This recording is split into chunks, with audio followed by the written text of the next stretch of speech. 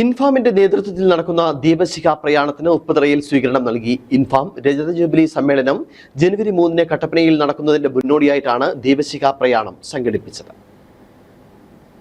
കർഷകരുടെ ഉന്നമനത്തിനായി ഫാദർ വടക്കേമുറിയുടെ നേതൃത്വത്തിൽ ആരംഭിച്ച സംഘടനയാണ് ഇൻഫാം. സംഘടന രൂപീകൃതമായിട്ട് 25 വർഷം പൂർത്തിയാവുകയാണ്. 25ാം വാർഷിക സമ്മേളനം ജനുവരി 3-ന് കട്ടപ്പനയിൽ മഹാസമ്മേളനമായി സംഘടിപ്പിക്കും. ഇതിനു മുന്നോടിയായിട്ടാണ് ദീപശിഖ പ്രയാണം സംഘടിപ്പിച്ചത്. സംഘടന രൂപീകരിച്ച ഫാദർ വടക്കേമുറിയുടെ കല്ലറയിൽ നിന്നുമാണ് ദീപശിഖ പ്രയാണം ആരംഭിച്ചത്. ഉപ്പുതറ പഞ്ചായത്തിലെ 4-ാം മൈലിലെത്തിയ പ്രയാണത്തെ ഉപ്പുതറ താലൂക്ക് കമ്മിറ്റി സ്വീകരിച്ചു.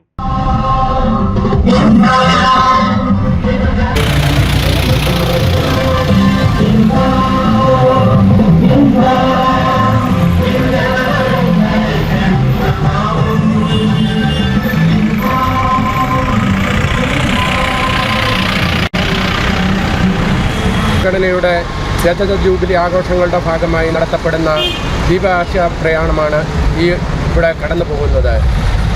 ഇൻഫാം എന്ന സംഘടനയുടെ 25 വർഷങ്ങൾ പൂർത്തിയാകുമ്പോൾ ബഹുമാനപ്പെട്ട വടക്കേമുറി അച്ഛൻ്റെ കബറിടത്തങ്കിൽ നിന്നും കാഞ്ഞിരപ്പള്ളി രൂപതയുടെ ആരാധ്യരായ പുളിക്കൽ പിതാവും മരക്കൽ പിതാവും ചേർന്ന് കർഷകർക്ക് വേണ്ടി മാത്രം നിലകൊള്ളുന്ന നിലപാടുകൾ എടുക്കുന്ന ബഹുമാനപ്പെട്ട മാത്യു മാത്തിമുട്ടലച്ചൻ ഞങ്ങളുടെ ദേശീയ ക്ഷത്തിന് അധ്യക്ഷന് പകർന്നു നൽകിയ ദീപശിഖ പ്രയാണം ഹൈറാഞ്ചിൻ്റെ തിരുവോരങ്ങളിലൂടെ കടന്നു പോവുകയാണ്.